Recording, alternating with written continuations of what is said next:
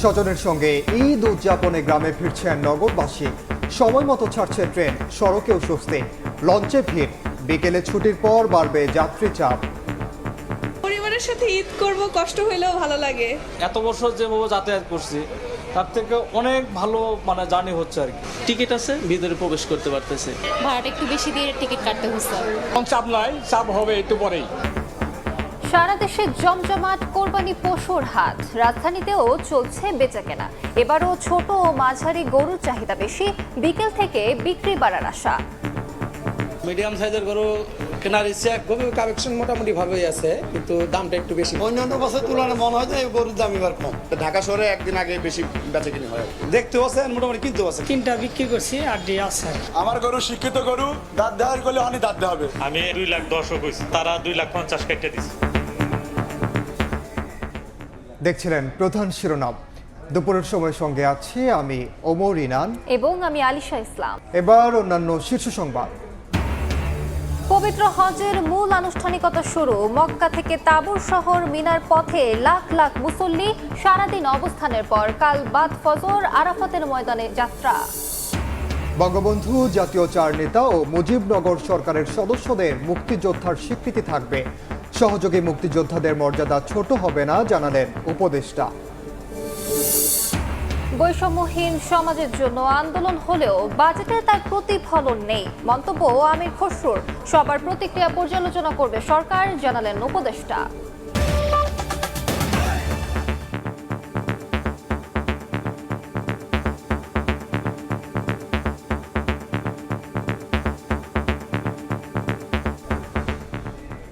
প্রিয়জনের সঙ্গে ঈদ আনন্দ ভাগাভাগি করতে রাজধানী ছাড়ছে মানুষ।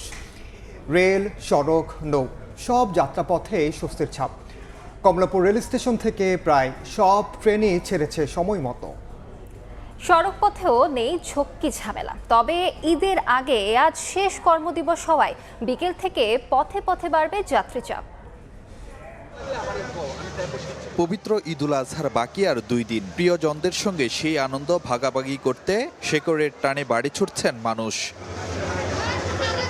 ঈদ যাত্রার 5ম দিন বুধবার সকাল থেকেই রাজধানীর কমলাপুর রেলওয়ে স্টেশনে ঘরমুখো মানুষের ভিড়। স্বাচ্ছন্দ্যময় স্বস্তির যাত্রায় উচ্ছ্বাসের ছাপ যাত্রীদের মধ্যে।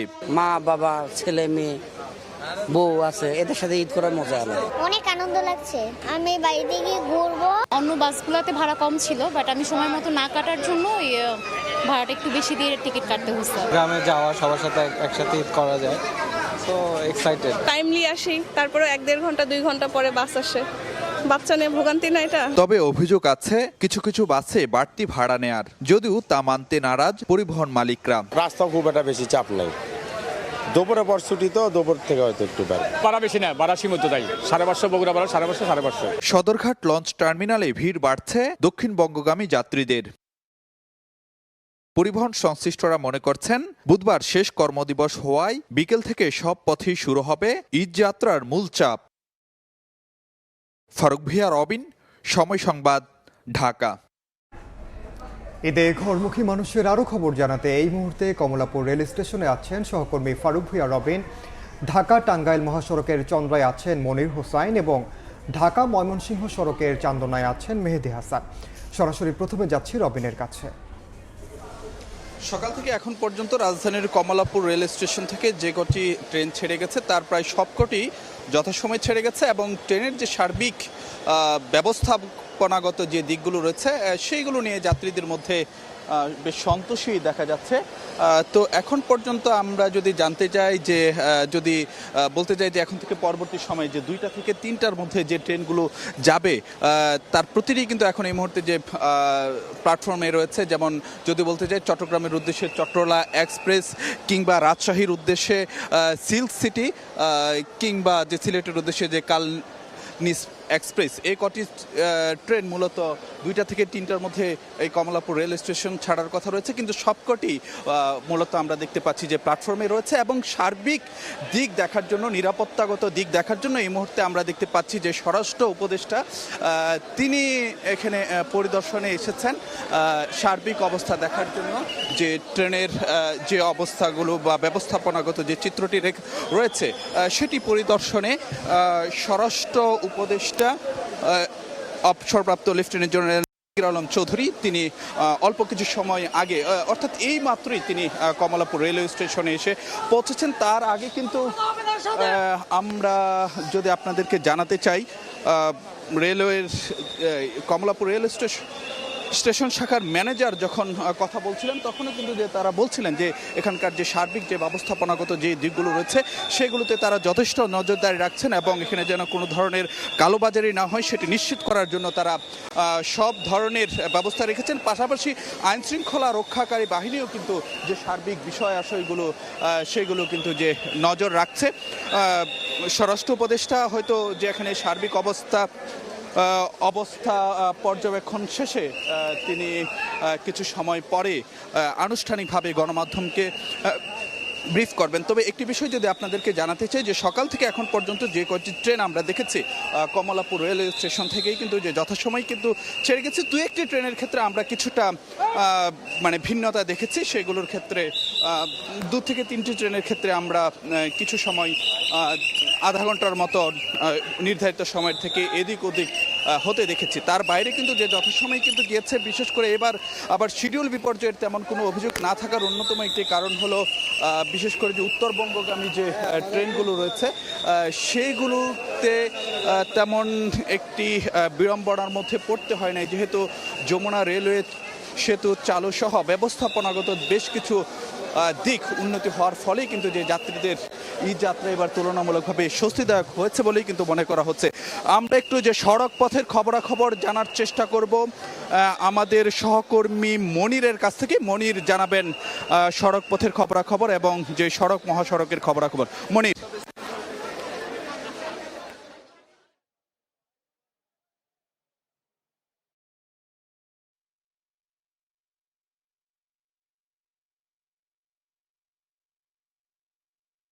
হতে না হতেই সড়ক পথে ঈদযাত্রীদের ঢল নেমেছে, যেহেতু গাজীপুরের এই অঞ্চলটি যে শিল্প কারখানা এবং গার্মেন্টস বেশি, সেই ক্ষেত্রে আসলে গার্মেন্টস ছুটি হওয়ার সাথে সাথেই কিন্তু সড়ক পথে যে যাত্রীদের ঢল, সেই ঢল কিন্তু নেমেছে। আমরা এই মুহূর্তে আছি চন্দ্রায়।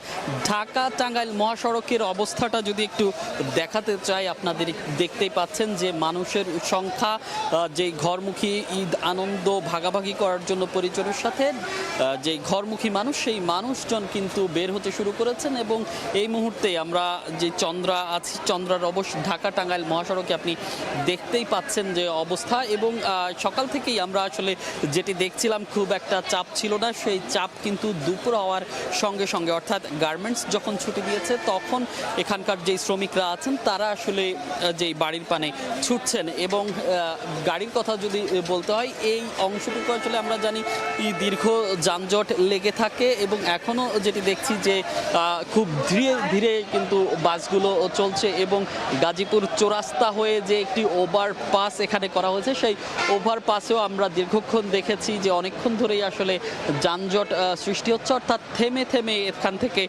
গাড়ি চলছে। এবং আমরা এখানকার যাত্রীদের সাথে কথা বলেছি, তারাও আসলে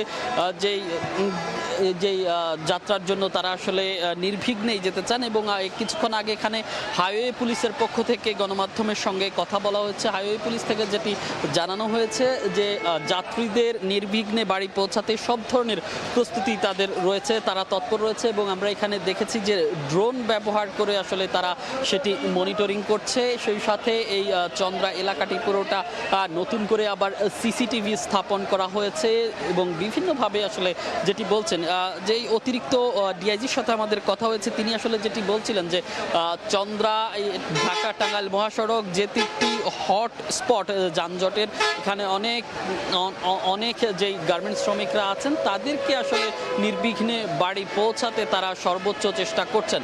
তো ঢাকা টাঙ্গাইল মহাসড়কের চন্দ্রা থেকে এই ছিল আমার কাছে সবশেষ, এবং ঈদযাত্রার আরও বিস্তারিত জানাতে ঢাকা ময়মনসিংহ মহাসড়কে আছেন সহকর্মী মেহেদি হাসান। আমরা যুক্ত হচ্ছি মেহেদির সাথে। গাজীপুরের ঈদযাত্রা যে আনুষ্ঠানিকতা সেটি কিন্তু এর মধ্যে শুরু হয়ে গেছে বলা চলে, কেননা আমরা দেখেছি আজকে দুপুরের পরপর দুপুর নাগাদ কিন্তু হঠাৎ করে সড়কে এক প্রকার ঢল নেমেছে। আমরা জানি যে এই এলাকার কিন্তু ঈদযাত্রা অনেকটা নির্ভর করে গার্মেন্টস প্রতিষ্ঠানের ছুটির উপর। সেই গার্মেন্টস প্রতিষ্ঠান কিছু আজকে আধা বেলা কর্ম অর্থাৎ ছুটি খোলা রাখার পর তারপর কিন্তু এখন আমরা দেখেছি যে আধা বেলার পর কিন্তু বেশ প্রতিষ্ঠান যেগুলো রয়েছে এখন পর্যন্ত জানার আমাদের তথ্য মতে, যে আইন শৃঙ্খলা বাহিনী তথ্য মতে কিন্তু প্রায় 50% গার্মেন্টস প্রতিষ্ঠান কিন্তু আজকে দুপুরের মধ্যে ছুটি হয়ে যাবে।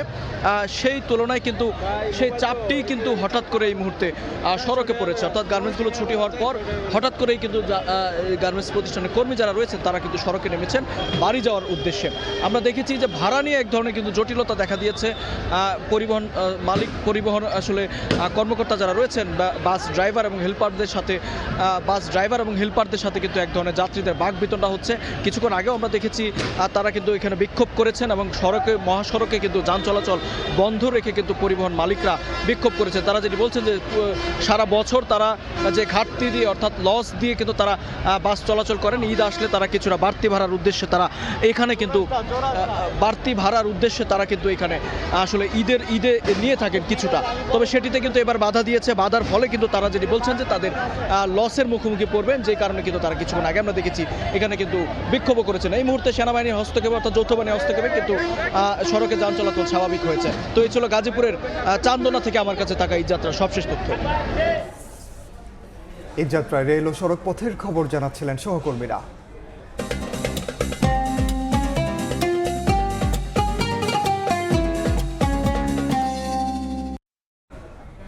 রাজধানীতে জমতে শুরু করেছে কোরবানির পশুর হাট। ছোট ও মাঝারি আকারে চাহিদা বেশি থাকলেও ক্রেতা কম বড় গরুর দাম নিয়ে সন্তুষ্ট ক্রেতারা।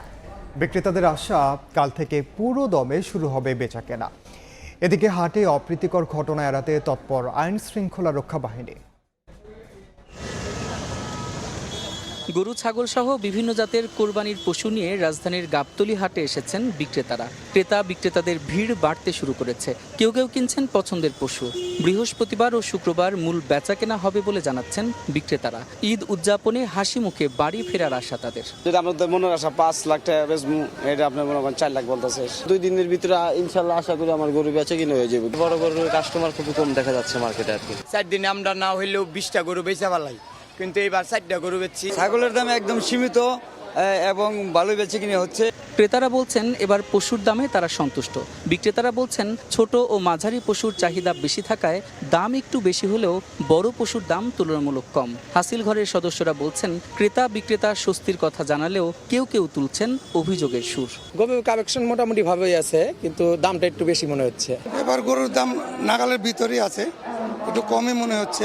অন্যান্য বারের তুলনায় ভালোই মনে হচ্ছে আর কি। কেউ বলতেছে না আলহামদুলিল্লাহ খুবই ভালো, আর বিক্রেতা কেউ বলতেছে যে না আমরা খুশি, কেউ আবার একটু বলতেছে যে না আমাদের লস হচ্ছে। মোটামুটি বেচাবেচি আলহামদুলিল্লাহ খুবই ভালো। হাটগুলোতে তৎপরতা বাড়িয়েছে আইন শৃঙ্খলা রক্ষাকারী বাহিনী। এখন পর্যন্ত অনাকাঙ্ক্ষিত ঘটনা ঘটেনি বলে জানিয়েছেন তারা। কোনো বিশৃঙ্খলা এখনো পাইনি, মোটামুটি এখনো স্বতঃস্ফূর্তভাবেই হাট পরিচালনা হচ্ছে। এবার ঢাকা উত্তর ও দক্ষিণ সিটি মিলিয়ে মোট 21টি স্থানে পশুর হাট বসানো হয়েছে। প্রতিটি হাটেই বিক্রি হচ্ছে গরু, ছাগল, ভেড়া সহ বিভিন্ন প্রজাতির কোরবানির পশু। সাদিক হাসান ইমন, সময় সংবাদ, ঢাকা।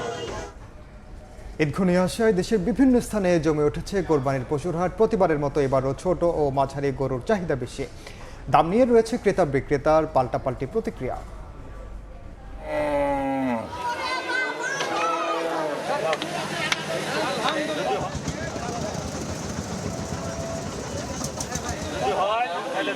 ঠিক দুদিন পরেই কোরবানির ঈদ। শেষ মুহূর্তে জমে উঠেছে গ্রামগঞ্জ, বন্দর শহরের কোরবানির পশুর হাট। ক্রেতা বিক্রেতার পদচারণায় মুখর হাট। সাধ্যের মধ্যে সেরা পশু কিনতে হাটে হাটে ঘুরছেন ক্রেতারা। পছন্দ হলেই খরিদ্দার আর ব্যাপারীর মাঝে চলে দর কষাকষি। হাট জুড়ে সব ধরনের গরু থাকলেও মাঝারি ও ছোট আকারের প্রতি ক্রেতার আকর্ষণ বেশি। পছন্দের গরু কিনতে পেরে খুশি অনেকেই, আবার কেউ কেউ বাজেটের মধ্যে গরু কিনতে শেষ দিন পর্যন্ত অপেক্ষা করতে চান। আবার অনেকেই কিনছেন ছাগল ভেড়া। তবে পশুর দাম নিয়ে রয়েছে মিশ্র প্রতিক্রিয়া। বাজার তো খুব গরম মনে হচ্ছে। দামও মোটামুটি প্রতি বছরের মতোই, খুব একটা বেশিও না, খুব একটা কমও না। ব্যাপারীরা বলছেন হাটে অতিরিক্ত পশু ওঠায় দাম কম। এছাড়া বৈরী আবহাওয়ায় বেচা বিক্রি কম হওয়ায় লোকসানের আশঙ্কা তাদের। তবে শেষ দিন বিক্রি বাড়তে পারে বলে আশা ব্যবসায়ীদের। কাস্টমার মোটামুটি সবাই আসতেছে, বিভিন্ন দাম বলতেছে। পার্টি আছে ভাই, তবে বেচা তো এখানে হয়নি। আমি 4টা করে বিক্রি করছি, ছোট 4টা করে। এদিকে হাটের সার্বিক নিরাপত্তা নিশ্চিতে কাজ করছে আইনশৃঙ্খলা বাহিনী। চিন্তায়, চাঁদাবাজি কিংবা অপ্রীতিকর ঘটনা আমাদের এলাকায় না ঘটে সেটার জন্য সর্বোচ্চ চেষ্টা করছি। ঝামেলা এড়াতে অনলাইন ও খামারে গিয়েও পশু কিনছেন অনেকে। খাদিজা স্বপ্না, সময় সংবাদ। এই মুহূর্তে গাবতলী পশুর হাটে আছেন রিপোর্টার সাদিক হাসান ইমন এবং নওগাঁয় আছেন রিপোর্টার এম.আর. রকি। সরাসরি শুরুতে যাচ্ছি ইমনের কাছে। ইমন, ঢাকা আনুষ্ঠানিকভাবে পশু বিক্রির হাটের আজকে দ্বিতীয় দিনে চলছে বেচাকেনা। আমি আছি গাবতলী হাটে। গতকালকে বেচাকেনা হয়েছে, যথেষ্ট সন্তুষ্টি প্রকাশ করেছেন এখানকার ক্রেতা বিক্রেতারা। তারপরে আমরা তাদের সাথে কথা বলে জানতে পেরেছি যে আগামী দিনগুলোতে আরও বাড়বে। আর আজকে যদি বলি, সকাল থেকে যতই সময় গড়াচ্ছে ততই কিন্তু জমে উঠছে পশু বেচা বিক্রির হাট। গাবতলী হাটে বিক্রি হচ্ছে গরু, ছাগল, ভেড়া, দুম্বা, উট এবং নানান প্রজাতির পশু। তো দেখতে পাচ্ছি যে বিক্রেতারা বলছেন যে তারা আসলে দর্শনার্থীর সংখ্যা অনেক দেখতে পাচ্ছেন, কিন্তু ক্রেতার সংখ্যা সেই তুলনায় অনেকটাই কম। আমরা ক্রেতাদের সঙ্গে কথা বলেছি, তারা বলেছেন যে শুরুর দিকে আসলে বিক্রেতারা বিভিন্ন রকমের দাম হাঁকেন এবং তারা প্রথমে এসে বাজার বিশ্লেষণ করেন। তারা বোঝার চেষ্টা করেন আসলে বাজারে কেমন দাম দরে তারা বিক্রি করবেন এবং বাজেটের সঙ্গে তারা কোন পশুটি কিনতে পারেন। আর আজকে যেহেতু সকল কর্মকর্তা কর্মচারীদের শেষ কার্যদিবস, তো আজকে ছুটির পর হয়তো বেচা বিক্রির পরিমাণ আরও বাড়বে। আর কোরবানির ঈদে সম্ভবত দেখা যায় যে শেষ 2 দিনে কিন্তু বেচা বিক্রি বেশি হয়, কারণ ঢাকার যারা বাসিন্দা রয়েছেন তারা কিন্তু এই পশু কেনার পরে কোথায় রাখবেন এই একটা শঙ্কায় ভোগেন এবং এই একটা সংশয় দেখা দেয়। তাই দেখা যায় তারা ঈদের আগের দিন অথবা সকালে বিক্রি করেন। তবে একটা স্বস্তির খবর হলো, বিক্রেতারা বলছেন যে তারা এখন পর্যন্ত যে পশুগুলো বিক্রি করেছেন, যে দাম পেয়েছেন তা যথেষ্ট ন্যায্য এবং তাতে তারা স্বস্তি প্রকাশ করেছেন। এবং বিক্রেতারাও কিন্তু বলেছেন যে তারা যথেষ্ট পরিমাণ দাম পেয়েছেন। এবং আমরা যেটা হাসিল ঘরে দেখেছি, তারাও বলছেন যে 2-1 জন অভিযোগ করছেন, কিন্তু বেশিরভাগই কিন্তু যথেষ্ট স্বস্তি প্রকাশ করেছেন। আর আইন শৃঙ্খলা বাহিনী রক্ষাকারীরা বলছেন যে তারা সবসময় তৎপর রয়েছেন। এখন পর্যন্ত কিন্তু তাদের তেমন কোনো বিশৃঙ্খলা তারা দেখতে পাননি এবং কোনো বিশৃঙ্খলা যেন না হয় সেজন্য কিন্তু তারা যথেষ্ট চেষ্টা করছেন।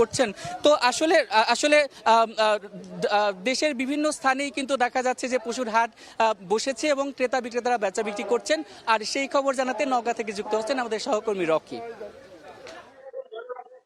তৃণমূল পর্যায়ে পশুর হাটগুলোতে এই মুহূর্তে বেচা কেনার একেবারে কিন্তু শেষ মুহূর্ত চলছে। আমরা দেখছিলাম আশপাশের যেসব পশু খামারি, যেসব তৃণমূল পর্যায়ে 2-5টি করে পশু লালন পালন করেছিলেন, তারাই মুহূর্ত পশুগুলো হাটে তুলেছেন ভালো একটি দরের আশা। এবং গেল সপ্তাহ জুড়ে কিন্তু জেলার উল্লেখযোগ্য যতগুলো হাট ছিল সব হাটগুলোতে কিন্তু এরকম একটি পশুর বিপুল সমাগম এবং কেনা বেচার একটা সরব উপস্থিতি, ক্রেতা বিক্রেতার এক ধরনের উৎসবের আমেজের মতো কিন্তু আমরা বিরাজ করছি হাটগুলোতে। সকাল থেকে কিন্তু এরকম কেনা বেচা চলছে, দুপুরের পর থেকেই মূলত প্রকৃত অর্থে কেনা বেচা হয়ে থাকে। প্রথম দিকে কিন্তু পশুগুলোকে এক ধরনের দর যাচাই বাছাই দেখে শুনে সার্বিক একটি মূল্যায়ন করে পরবর্তী ধাপে যখন ক্রেতার নাগালের মধ্যে আসে তখনই কিন্তু এই পশুগুলো কিনা হয়ে থাকে। তবে গেল সপ্তাহ জুড়ে আমরা যে হাটগুলোতে দেখছিলাম যে প্রত্যেকটি হাটে কিন্তু যে পরিমাণ গরুর সমাগম হয়েছে সেই তুলনায় ক্রেতার উপস্থিতি অনেকটাই কম। ফলে দেখা যায় যে বড় যেসব গরু, এই গরুগুলোর কিন্তু ক্রেতার অভাবে অনেকে ফিরে নিয়ে গিয়েছেন, কিন্তু মাঝারি যে সার জাতের গরুগুলো যেটা 100 কেজি 110 কেজি ওজন বা 120 কেজি, সেই গরুগুলো কিছুটা কেনা বেচা এখানে আমরা করতে দেখেছি এবং প্রকারভেদে 1 লাখ বা 1,10,000 টাকা এরকম একটা দর হাঁকাহাঁকির মধ্যে কেনা বেচা এখানে কিন্তু হতে দেখেছি। তবে জেলার এবছর প্রাণী সম্পদের তথ্য বলছে প্রায় 7,90,000 পশু কিন্তু কুরবানির জন্য প্রস্তুত করা হয়েছিল এবং এই প্রস্তুত করা পশুগুলো ধাপে ধাপে হাটে তোলা হচ্ছে এবং এই পশুগুলোই কিন্তু কেনা বেচার মাধ্যমে দেশের বিভিন্ন প্রান্তে ছড়ানো হচ্ছে।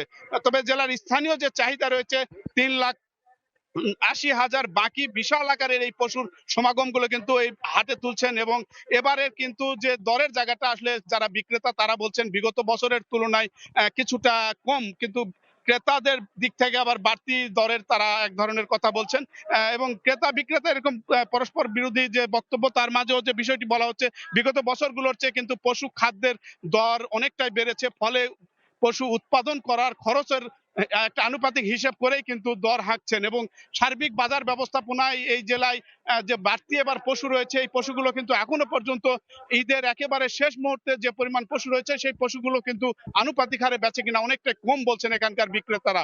তবে আরো যে 2 দিন রয়েছে আরেক প্রকৃত অর্থে এক ধরনের কেনা বেচার মাধ্যমে পশুগুলো এখান থেকে দেশে বিভিন্ন প্রান্তে ছড়াবে এমন আশায় কিন্তু বুক বেঁধে আছেন এখানকার স্থানীয় খামারিরা। সেই দর ভালো একটা দরের আশায় কিন্তু এখন পর্যন্ত তারা পশুগুলো নিয়ে হাটে তুলেছেন। এই ছিল নওগাঁর সার্বিক পশু বেচা কেনার খবর আমার কাছে। পশুর হাটের খবর জানছিলাম নওগাঁ এবং গাবতলী থেকে। বঙ্গবন্ধু শেখ মুজিবুর রহমান জাতীয় 4 নেতা ও মুজিবনগর সরকারের সদস্যদের মুক্তিযোদ্ধা স্বীকৃতি বহাল রয়েছে সংশোধিত অধ্যাদেশে। পদবি পরিবর্তন হলেও মুক্তিযুদ্ধের সহযোগীদের মর্যাদা ছোট হবে না বলে জানিয়েছেন মুক্তিযুদ্ধ বিষয়ক উপদেষ্টা ফারুকী আজম। মঙ্গলবার রাতে জারি হওয়া জাতীয় মুক্তিযোদ্ধা কাউন্সিল সংশোধন অধ্যাদেশ নিয়ে সকালে সচিবালয়ে ব্রিফিংয়ে এ কথা জানান উপদেষ্টা। জাতীয় মুক্তিযোদ্ধা কাউন্সিল আইন 2022 সংশোধন করে মঙ্গলবার রাতে জাতীয় মুক্তিযোদ্ধা কাউন্সিল সংশোধন অধ্যাদেশ 2025 জারি করা হয়। রাষ্ট্রপতির নির্দেশক্রমে অধ্যাদেশটির গেজেট প্রকাশ করে আইন বিচার ও সংসদ বিষয়ক মন্ত্রণালয়। গভীর রাতে গেজেট প্রকাশের পর থেকেই সামাজিক যোগাযোগ মাধ্যম ও মূলধারার গণমাধ্যম সহ দেশে বিদেশে ব্যাপক সমালোচনা শুরু হয়। অধ্যাদেশে বীর মুক্তিযোদ্ধা ও মুক্তিযুদ্ধের সহযোগীর সংজ্ঞায় পরিবর্তন আনা হয়।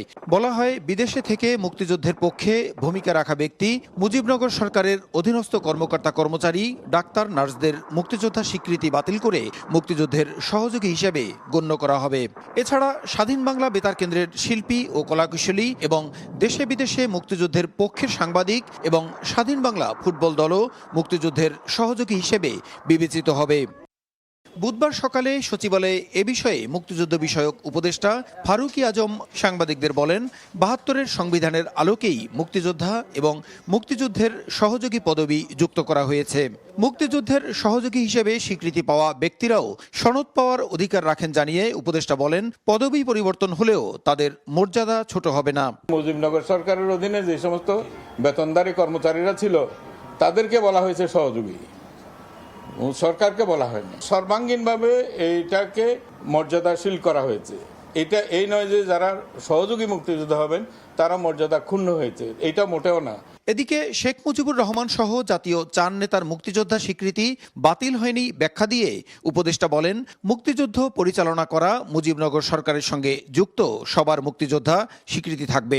মুজিবনগর সরকার ও উক্ত সরকার কর্তৃক স্বীকৃত অন্যান্য বাহিনী তারা সবাই মুক্তিযোদ্ধা হবেন। তার মানে মুজিবনগর সরকার ইটসেলফ এবং তার দ্বারাই স্বীকৃত অন্যান্য সকল বাহিনী যারা সশস্ত্রভাবে যুদ্ধ করেছে তারা সবাই মুক্তিযোদ্ধা হবেন। এটাই তাহলে মুজিবনগর সরকারের মধ্যে কে ছিলেন? শেখ মুজিবুর রহমান ছিলেন, সৈয়দ নজরুল ইসলাম সাহেব ছিলেন, তাজউদ্দিন সাহেব ছিলেন, মনসুর আলী সাহেব ছিলেন, কামরুজ্জামান সাহেব ছিলেন, খন্দকার মুস্তাক সাহেব ছিলেন। এরা সবাই মুক্তিযোদ্ধা। রণাঙ্গনে সরাসরি অংশ নেয়া মুক্তিযোদ্ধাদের দাবির পরিপ্রেক্ষিতে বীর মুক্তিযোদ্ধা এবং মুক্তিযুদ্ধের সহযোগী হিসেবে আলাদা স্বীকৃতি দেওয়া হয়েছে। এছাড়া ইতিহাসের বস্তুনিষ্ঠতা প্রতিষ্ঠিত করার জন্যই এমন অধ্যাদেশ করার প্রয়োজনীয়তা ছিল বলে মন্তব্য করেন মুক্তিযুদ্ধ বিষয়ক উপদেষ্টা। প্রসূন আশিস, সময় সংবাদ, ঢাকা। মানবিক করিডোর বাস্তবায়নে বাংলাদেশ ও মিয়ানমারের আনুষ্ঠানিক সম্মতি প্রয়োজন। সেটি হলেই কেবল জাতিসংঘ সহায়তা করতে পারে বলে মন্তব্য করেছেন ঢাকায় নিযুক্ত জাতিসংঘের আবাসিক সমন্বয়কারী গোয়েন লুইস। জাতীয় প্রেস ক্লাবে আয়োজিত একটি অনুষ্ঠানে তিনি আরও বলেন, এখনও এটি নিয়ে আমাদের সঙ্গে কোনো আলোচনা হয়নি। এক প্রশ্নের জবাবে তিনি বলেন, নির্বাচন আগে না সংস্কার আগে, এটা বাংলাদেশের জনগণ, সরকার ও রাজনৈতিক দল ঠিক করবে। অন্তর্ভুক্তিমূলক নির্বাচন মানে সব দলে নয়, সমাজের সব শ্রেণী পেশার মানুষের অংশগ্রহণ। ঐকমত্য কমিশনের কাজের প্রশংসা করে বলেন, জাতিসংঘ মনে করে সুষ্ঠু ও অবাধ নির্বাচন নিশ্চিতে এটি সহায়তা করবে।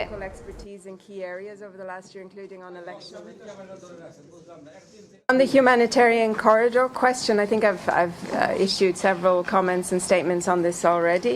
But humanitarian corridor is quite a formal legal issue, and it requires agreement between sovereign states. So it requires the government of Bangladesh and the Myanmar counterparts, and potentially any other groups that are involved, to agree formally.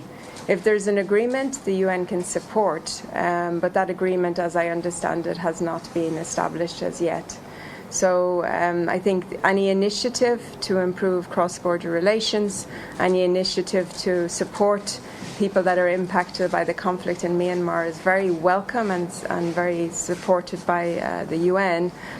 But there is no humanitarian corridor in place as such, and we haven't been involved in discussions to establish such a corridor. So.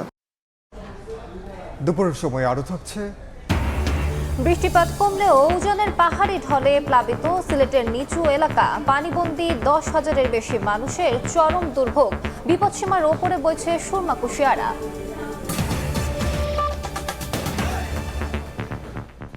নতুন budget একমুখী ও অংশগ্রহণহীন বলে মন্তব্য করেছেন বিএনপির স্থায়ী কমিটির সদস্য আমির খসরু মাহমুদ চৌধুরী। গুলশানে সংবাদ সম্মেলনে তিনি বলেন, বৈষম্যহীন সমাজের আকাঙ্ক্ষার প্রতিফলন নেই বাজেটে। এদিকে বাজেটকে আমলাতান্ত্রিক কাঠামোর পুনরাবৃত্তি হিসেবে অভিহিত করেছে গণসংহতি আন্দোলন ও গণ অধিকার পরিষদ। অন্তর্বর্তী সরকার ঘোষিত বাজেটের আনুষ্ঠানিক প্রতিক্রিয়া জানাতে সকালে গুলশানে চেয়ারপারসনের কার্যালয়ে সংবাদ সম্মেলন করে বিএনপি। বক্তারা বক্তব্য রাখেন দলটির স্থায়ী কমিটির সদস্য আমির খসরু মাহমুদ চৌধুরী। উপস্থিত ছিলেন স্থায়ী কমিটির সদস্য গয়েশ্বর চন্দ্র রায় এবং সেলিমা রহমান। বাজেটকে একমুখী এবং অংশগ্রহণহীন অভিহিত করে আমির খসরু বলেন, বৈষম্যহীন সমাজের জন্য আন্দোলন হলেও বাজেটে তার প্রতিফলন নেই। রাজনৈতিক দলগুলোর সঙ্গে আলোচনা করে ঐকমত্যের ভিত্তিতে বাজেট পেশ করলে নতুন চিন্তার প্রতিফলন ঘটত।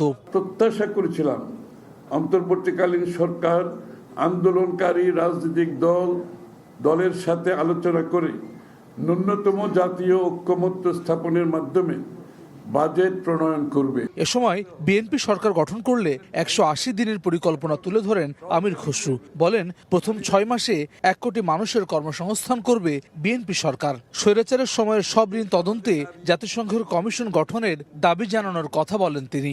গণ অভ্যুত্থানে ও ফ্যাসিবাদ বিরোধী আন্দোলনে যেসব গণতন্ত্রকামী ব্যক্তি পঙ্গু হয়েছেন, চোখ হারিয়েছেন, তাদেরকে স্বীকৃতি, চাকুরির সহায়তা প্রদান করা হবে। কৃষকের নামে জমির পরিমাণ ও খতিয়ান সহ প্রয়োজনীয় তথ্য সম্বলিত ফার্মার্স কার্ড চালু করা হবে। বর্গা চাষি ও ক্ষুদ্র কৃষকের জন্য কমপক্ষে একটি মৌসুমি ফসলের জন্য সম্পূর্ণ উৎপাদন খরচ রাষ্ট্রের পক্ষ থেকে বহন করা হবে। এদিকে একই ইস্যুতে আলাদা সংবাদ সম্মেলন করেছে গণসংহতি আন্দোলন এবং গণ অধিকার পরিষদ। প্রস্তাবিত বাজেটকে গতানুগতিক ও আমলাতান্ত্রিক কাঠামোর পুনরাবৃত্তি অভিহিত করেন জুনায়েদ সাকি। আর রাশেদ খান বলেন, অন্তর্বর্তী সরকারের বাজেটে আওয়ামী সরকারের বাজেটের ছাপ পরিলক্ষিত হয়েছে। যে বাজেট এই সরকার ঘোষণা করেছে, সেই বাজেটের মধ্যে আওয়ামী সরকারের যে বাজেট, সেই বাজেটেরই ছাপ পরিলক্ষিত হয়েছে। এবারের বাজেটেও বিদেশ নির্ভরতা কমানো যায়নি। নতুন চিন্তা এবং নতুন রাজনৈতিক অর্থনৈতিক যে বন্দোবস্ত তৈরি হবে, তার একটা প্রতিফলন এই বাজেটে আসবে। কিন্তু দুর্ভাগ্যবশত আমরা দেখছি যে বাজেট সেই গতানুগতিক এবং পুরনো চিন্তার একেবারে ধারাবাহিকতা। বাজেটে শিক্ষা ও চিকিৎসা খাতে বরাদ্দ কমানোয় ক্ষোভ জানায় গণ অধিকার পরিষদ। শিক্ষা খাতে 20% বরাদ্দের দাবি দলটির। হাসান ওয়ালি, সময় সংবাদ, ঢাকা। এদিকে বাজেট নিয়ে সবার প্রতিক্রিয়া ঈদের পর পর্যালোচনা করা হবে বলে জানিয়েছেন অর্থ উপদেষ্টা ডক্টর সালেউদ্দিন আহমেদ। বলেন 22 জুন উপদেষ্টা পরিষদের বৈঠকে পাশ হবে বাজেট। দুপুরে ক্রয় সংক্রান্ত কমিটির বৈঠক শেষে এই কথা বলেন তিনি। এছাড়া ঈদের টানা ছুটি অর্থনীতিতে কোনো প্রভাব পড়বে না বলেও জানান তিনি। ব্যবসায়ীরা তাদের মতো ব্যবসা করবে।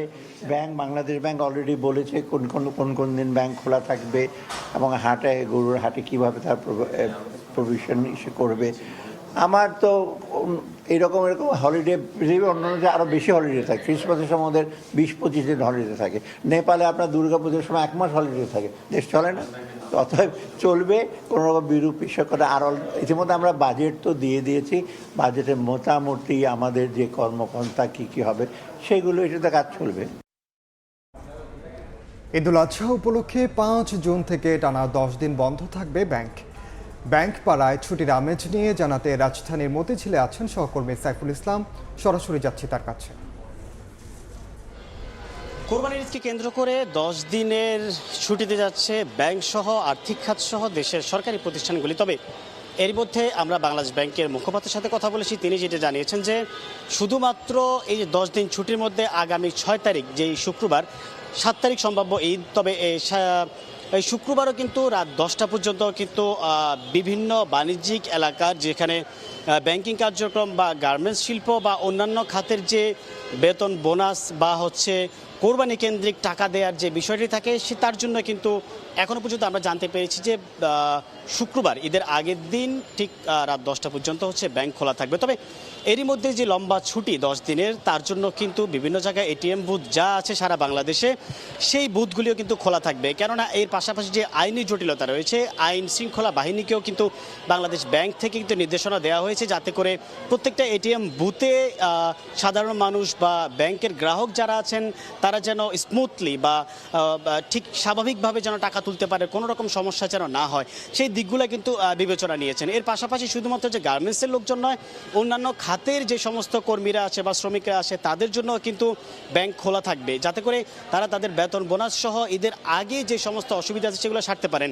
তবে এক্ষেত্রে বলে রাখি যে বাণিজ্যিক ব্যাংকগুলোর অনেকগুলো শাখা কিন্তু কোরবানির যে সমস্ত এলাকাগুলোতে আছে বা মাঠ আছে কোরবানি পশুর কেনার, সেই মাঠগুলোর পাশেই কিন্তু বুথ তৈরি করা হয়েছে। সেই বুথের মাধ্যমে কিন্তু লেনদেন করছেন। তবে এরই মধ্যে আমি বলতে পারি যে সর্বশেষ সকাল থেকে আমরা যে গ্রাহকের ব্যাংকে লেনদেনের উপস্থিতি দেখেছি সেটা কিন্তু অনেক বেশি ছিল। তার মধ্যেই কিন্তু গ্রাহকরা তাদের যে লেনদেনের কার্যক্রম সেটি কিন্তু শেষ করছেন। এই ছিল আমার কাছ থেকে মতিঝিল পাড়া বা ব্যাংকগত মতিঝিল পাড়া থেকে গ্রাহকদের লেনদেনের, কোরবান কেন্দ্রিক লেনদেনের সর্বশেষ খবর। সরাসরি যুক্ত ছিলাম রাজধানীর মতিঝিলে। Activated carbon ডিওডোরাইজার। পবিত্র হজের আনুষ্ঠানিকতা শুরু হয়েছে। এরই মধ্যে মক্কা নগরী থেকে তাবুর শহর মিনার পথে রওয়া হয়েছেন লাখ লাখ মুসল্লি। বিস্তারিত জানাতে এই মুহূর্তে মিনায় আছেন সহকর্মী আরিফুর রহমান। সরাসরি যাচ্ছি তার কাছে। আরিফুর, যে এই মুহূর্তে আমি যেখানে আছি বলা চলে যে মিনার একেবারে মধ্যস্থানে আছে, যেখানে থেকে প্রায় জামারা খুব নিকটবর্তী। কিন্তু এখন এখানে বাইরে এই সময় অন্যান্য বছর যেমনকি আমরা দেখি যে প্রচুর সংখ্যক লোক বাইরে ঘোরাঘুরি করতেন, কিন্তু এই বছর তার ব্যতিক্রম। সেটি শুধুমাত্র একটি কারণে, সেটি হলো মূলত অতিরিক্ত গরম। যে গরমের কারণে কিন্তু সকল মুসল্লিরাই এখন নিজ নিজ তাঁবুতে অবস্থান করছেন। তাদের যারা তদারক করছেন, অর্থাৎ তাদের যারা এই মুহূর্তে তাদের এখানে ব্যবস্থাপনাতে আছেন, তারা বলছেন যে আপনারা অবশ্যই তাঁবুতে অবস্থান করবেন, কারণ অতিরিক্ত গরমের কারণে অনেকের স্বাস্থ্যগত ঝুঁকি সৃষ্টি হতে পারে, এমন আশঙ্কা থেকে কিন্তু সবাইকে বলা হয়েছে। তো সেই ক্ষেত্রে দেখা যাচ্ছে প্রত্যেক মুসলিমরা কিন্তু এখন নিজ নিজ তাঁবুতে অবস্থান করছেন এবং পবিত্র হজে তারা যে এসেছেন আজকে থেকে তাদের যে কার্যক্রম শুরু, অর্থাৎ হজের যে আনুষ্ঠানিক কার্যক্রম, সেই কার্যক্রম অংশ হিসেবে মিনাতে যে অবস্থান, সে অবস্থান কিন্তু ইতিমধ্যে শুরু হয়ে গেছে। আমরা জানি যে আজকে তারা সারাদিন এগুলো থাকবেন এবং কালকে ফজর পর্যন্ত এখানে অবস্থান করে তারা ইবাদত বন্দেগী তাদের যে সময় সেটি কিন্তু অতিবাহিত করবেন এবং আগামীকালই কিন্তু এখান থেকে সেই আরাফা যেখানে অবস্থান করা হজের অন্যতম ফরজ কাজ, সেই আরাফার উদ্দেশ্যে কিন্তু তারা এখান থেকে রওনা করবেন। আমরা আসলে যেমন জানি যে আসলে এই বছর বাংলাদেশ থেকে যেই সংখ্যক হাজি সৌদি আরবে এসেছেন, তাদের মধ্যে ইতিমধ্যে প্রায় আমরা জানতে পেরেছি প্রায় 17 জন মুসল্লি কিন্তু বিভিন্ন কারণে, অর্থাৎ বার্ধক্যজনিত কারণ সহ বিভিন্ন কারণে মারা গেছেন। তবে গরমের অতিরিক্ততার কারণে সৌদি সরকারের পক্ষ থেকে বিশেষভাবে বলা হয়েছে যারা এই আজকে আগামীকালকে এবং যে দিনগুলিতে মূলত এই হজের কার্যক্রম আছে সেই দিনগুলিতে মূলত মধ্যাহ্নের যে টাইমটা সেই টাইমটা যাতে একটু থাকতে হয়, অর্থাৎ সেফ জোনে থাকে এবং অতিরিক্ত পরিমাণে পানি পান করে সব মিলে ছাতা ব্যবহার করে অন্যান্য সকল ধরনের সুযোগ সুবিধা যেগুলো আছে, অর্থাৎ সৌদি সরকার যে সকল সুযোগ সুবিধা দিয়েছেন সেই সুযোগ সুবিধার আলোকে যাতে হাজির নিজ কার্যক্রম সুসম্পন্ন করতে পারে এমনটাই কিন্তু হাজিদের প্রতি নির্দেশন দেওয়া হয়েছে। তো মিনা থেকে এই ছিল আমার কাছে পবিত্র হজ নিয়ে সব শেষ। সরাসরি যুক্ত ছিলাম সৌদি আরবে। দুপুরের সময় আরো থাকছে অপেক্ষার অবসান, লাল সবুজ জার্সিতে খেলতে ঢাকায় কানাডা প্রবাসী ফুটবলার সমিত সোম সতীর্থদের সঙ্গে মানিয়ে নিয়ে সিঙ্গাপুরের বিপক্ষে ম্যাচ জয়ের রাঙানোর আশা। টিমটা খুব ভালো, প্লেয়ারগুলো খুব ভালো, সব আমি এদের এক্সাইটেড ওদের সাথে ওয়ার্ক করতে আর হোপফুলি হেল্প করতে, আর হোপফুলি আমরা সবাই ভালো করতে পারি। ব্রিটিশ এমপি টিউলিপ সিদ্দিকের বাংলাদেশি আয়কর নথি জব্দ করেছে দুদক। একই সঙ্গে শ্যামলের রিং রোডে জনতা হাউজিং সোসাইটিতে তার নামে থাকা একটি ফ্ল্যাটের নথি জব্দ করা হয়েছে। সংস্থাটির উপসহকারী পরিচালক আবদুল্লাহ আল মামুন কর অঞ্চল 6 ও রাজুক থেকে এই নথি জব্দ করা হয়। আয়কর নথিতে 2006 সাল থেকে 2014-15 সাল পর্যন্ত আয়কর রিটার্নে অ্যাডভান্স টাওয়ার্স ডেভেলপার্স 5 লাখ টাকা প্রদর্শিত আছে। এছাড়া গুলশানে জালিয়াতি করে গ্রহণ করা ফ্ল্যাটটি তার ছোট বোন আজমিনা সিদ্দিককে হেবা করার কথা উল্লেখ আছে। তবে 2018-19 সাল থেকে কোনো রিটার্ন দাখিল করেনি ব্রিটেনের সাবেক এই মন্ত্রী টিউলিপ সিদ্দিক। বৃষ্টিপাত কমলেও উজানের পাহাড়ি ঢলে প্লাবিত সিলেটের নিচু এলাকা।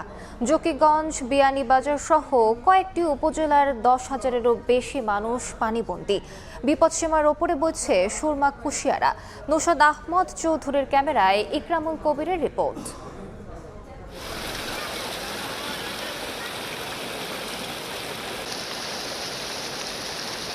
বাঁধের ভাঙ্গন দিয়ে হু হু করে কুশিয়ারা নদীর পানি ঢুকে তলিয়ে যাচ্ছে গ্রামের পর গ্রাম। সিলেটের বালাগঞ্জ উপজেলার ফাজিলপুর গ্রামের প্রতিরক্ষা বাঁধ ভাঙ্গনের কারণে শেরপুর বালাগঞ্জ সড়ক বিচ্ছিন্ন হয়ে গেছে। সড়ক বসতবাড়ি তলিয়ে যাওয়ায় ভোগান্তিতে পড়েছেন গ্রামবাসী। ইউনিয়নের 13 গ্রামের মধ্যে 11 গ্রামের প্রায় 8,000 মানুষ পানিবন্দী অবস্থায় রয়েছেন। বাড়িঘরের অবস্থা তো একবার খারাপ, আপনার আমরা চলার কোনো ব্যবস্থা নেই। আমরা বড় অসহায়ের মাঝে আছি, আমরা যাওয়ার নাই এমন মানুষ, আমরা ঘর দুয়ার বাড়িয়া সব কিছুরই বাকি না। যেভাবে বস্তা ফেলার এই বস্তাগুলো এইভাবে ফেলে এখানে মোটামুটি যদি এপারে চলে আসে আর পানি বন্ধ হয়ে যায় ইউনিয়নটা নিরাপদ হয়ে যাবে। ঊর্ধ্বতন কর্তৃপক্ষের দৃষ্টি আকর্ষণ করবো আমাদের এলাকার দিকে, আমার ইউনিয়নের দিকে এবং আমার এই পূর্ব পৈলনপুর ইউনিয়নকে যেন বন্যা দুর্গত হিসাবে ঘোষণা করা হয়। সিলেটে তেমন বৃষ্টিপাত না হলেও সীমান্তের ওপার থেকে নেমে আসা পাহাড়ি ঢলে কুশিয়ারা নদীর 3টি এবং সুরমা নদীর 1টি পয়েন্টে বিপদসীমার উপর দিয়ে পানি প্রবাহিত হচ্ছে। কুশিয়ারা নদীর ডাইকের এই ভাঙ্গন দিয়ে দুদিন ধরে পানি প্রবেশ করে বিস্তীর্ণ এলাকা প্লাবিত হয়ে গিয়েছে। এই অবস্থায় দ্রুত এই ভাঙ্গন মেরামতের দাবি জানিয়েছেন এলাকাবাসী। সিলেটের বালাগঞ্জ উপজেলার পূর্ব পৈলনপুর ইউনিয়নের ফাজিলপুর গ্রাম থেকে ইকরামুল কবির, সময় সংবাদ। সিঙ্গাপুরের বিপক্ষে এএফসি এশিয়ান কাপ বাছাই ম্যাচ খেলতে ঢাকায় এসেছেন সমিত সোম। লাল সবুজের জার্সি গায়ে জড়াতে মুখিয়ে আছেন কানাডা প্রবাসী এই ফুটবলার। দলের সঙ্গে মানিয়ে নিয়ে সিঙ্গাপুর ম্যাচে বড় ভূমিকা রাখার প্রত্যাশা সমিতের। হামজা ফামিদুল এবার লাল সবুজের দেশে এলেন সমিত সোম। কানাডা থেকে বাংলাদেশ দূরত্বটা 11,000 কিলোমিটারের। পৃথিবীর এক প্রান্ত থেকে আরেক প্রান্ত। স্বাভাবিকভাবেই যে কারো শরীরে যে কে বসবে ক্লান্তি, যার কিছুটা ছাপ আছে সমিতের চোখে মুখেও। তবে দেশের মাটিতে পা রেখে সব ক্লান্তি যেন নিমিষেই উধাও এই মিডফিল্ডারের। এটা খুব এক্সাইটিং এখানে আসতে, সবাইকে দেখতে, আর একটু এক্সাইটমেন্ট আছে ফুটবলের উপরে। সো আমি জাস্ট এক্সাইটেড আর হোপফুলি আমরা ভালো করতে পারি। 10 জুন সিঙ্গাপুরের বিপক্ষে এএফসি এশিয়ান কাপ বাছাই ম্যাচ দিয়ে বাংলাদেশ দলে অভিষেক হতে পারে সমিতের। এ ম্যাচের প্রহর গুনছেন দেশের কোটি ফুটবল ভক্তরা। অপেক্ষা সমিতের ফুটবল শৈলী দেখার। লাল সবুজের জার্সি গায়ে তুলতে তর সইছে না সমিতেরও। এটা তো মেইন ফোকাস আমার। আমি তো এটার খেলার উপর চিন্তা করছি, আমরা কোচের সাথে কথা বলছি, আমরা কীভাবে খেলতে চাই, আমার কি রোলটা কি। সো এটার জন্য জাস্ট এক্সাইটেড শুরু করতে, ট্রেনিংও করতে। আমরা 2-3 হয়েছে যে ট্রেন করি নাই ট্রাভেলের জন্য। সো জাস্ট এক্সাইটেড টিমের সাথে ট্রাভেল করতে, সবার সাথে মিট করতে। এদিন ভোর 5:30টায় অবতরণ করে সুমিত সোমকে বহনকারী বিমান। গণমাধ্যমের সঙ্গে কথা বলার পরও ব্যাগ না পাওয়ায় এয়ারপোর্টে তাকে থাকতে হয় আরও 30 মিনিট। যাওয়ার আগে গণমাধ্যম কর্মীদের হাত নাড়িয়ে বিদায় জানিয়ে জাতীয় দলের টিম হোটেলের পথে রওনা হন সুমিত। তামিম হোসেন, সময় সংবাদ, ঢাকা। এ পর্যায়ে শীর্ষ সংবাদগুলো জানিয়ে দিচ্ছি আরেকবার।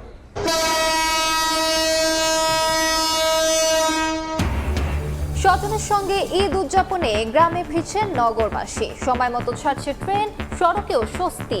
লঞ্চে ভিড়, বিকেলে ছুটির পর বাড়বে যাত্রী চাপ। পবিত্র হজের মূল আনুষ্ঠানিকতা শুরু। মক্কা থেকে তাবুর শহর মিনার পথে লাখ লাখ মুসল্লি। সারাদিন অবস্থানের পর কাল বাদ ফজর আরাফাতের ময়দানে যাত্রা।